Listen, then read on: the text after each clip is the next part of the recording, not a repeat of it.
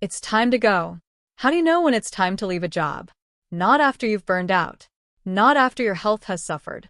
Not after you've spent years hoping things would improve. But before all of that happens. This is one of the hardest questions professionals face. Because leaving a job is rarely just about work. It affects your income, your career path, your confidence, your sense of security. And that's why many people stay far longer than they should. They keep telling themselves, maybe next month will be different. Maybe leadership will finally listen. Maybe things will improve. Sometimes they do, but sometimes they don't. And one of the most valuable career skills you can develop is learning how to tell the difference between a workplace that's struggling and a workplace that's fundamentally broken. In today's video, we're going to discuss 5 major signs that it may be time to start planning your exit and why waiting too long can be more costly than you realize. Section 1. The difference between problems and patterns. Before we talk about warning signs, we need to establish something important. Every workplace has problems. Every manager makes mistakes. Every organization experiences difficult periods. A bad month doesn't automatically mean you should leave. Neither does a challenging project. The real issue is patterns. Patterns are repeated behaviors and conditions that continue despite awareness and opportunity for change. A temporary problem creates stress. A permanent pattern creates damage. When evaluating your workplace, always ask, is this a temporary situation or an ongoing pattern? That question can completely change how you view your environment. Section 2. Sign number 1. The same problems keep repeating. The first warning sign is repetition without improvement. Think about the biggest frustrations in your workplace.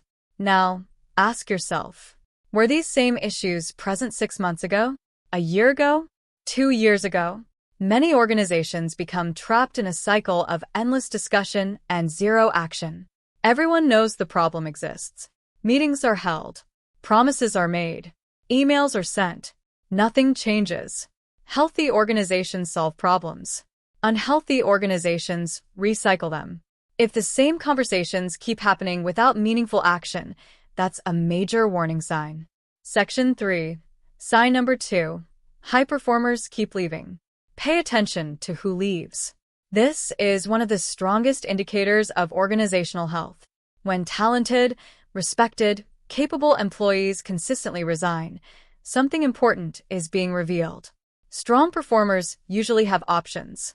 If they keep choosing those options, there may be reasons worth examining.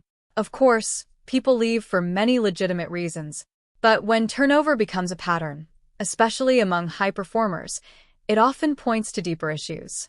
Culture, leadership, workload, growth opportunities, trust. These factors matter, and employee departures often tell a story long before leadership acknowledges it. Section 4. Sign number 3. Feedback is ignored or punished. Healthy organizations value feedback. They may not always agree with it, but they listen. Unhealthy organizations often do the opposite. Employees who raise concerns become labeled as difficult. Questions are viewed as challenges.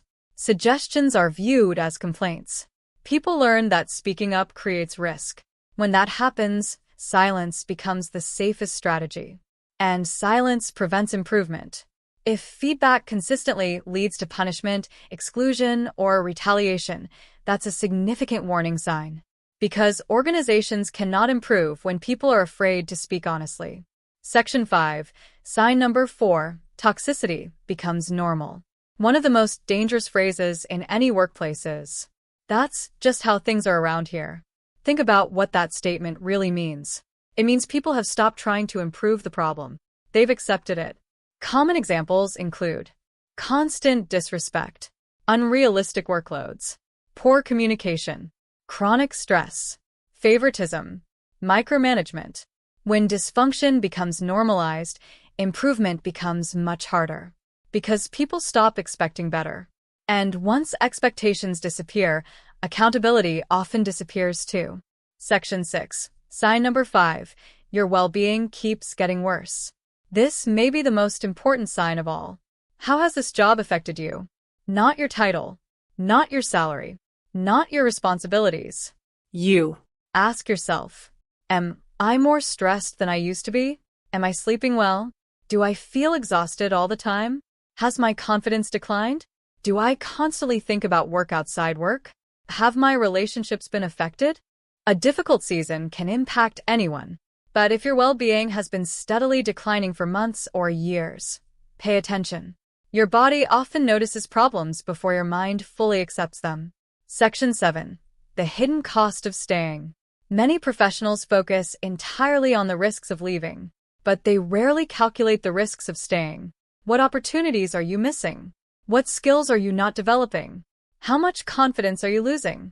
How much energy is being drained? How much is this environment affecting your future? Every decision has a cost, including the decision to stay. Sometimes staying feels safe because it's familiar, but familiar and healthy are not the same thing. Section 8. Why exit planning creates freedom. Here's something many professionals misunderstand. Planning an exit doesn't mean you're quitting tomorrow. It means you're preparing, updating your CV, building your network, learning new skills, tracking accomplishments, understanding the market. Preparation creates options, and options create confidence. Even if you ultimately stay, knowing you have alternatives changes how you experience your current workplace. You stop feeling trapped, and that alone can be incredibly empowering. Section 9. The 6-month test. Here's a simple exercise. Imagine nothing changes over the next 6 months. The same manager, the same culture, the same workload, the same problems. Would you feel hopeful, neutral, or exhausted? Your answer matters, because many professionals spend years waiting for change that never arrives. The goal isn't pessimism. The goal is honesty. Hope should be supported by evidence, not wishful thinking. Final thoughts. Not every difficult workplace is unfixable. Some organizations improve. Some leaders grow. Some challenges eventually pass. But not every situation gets better.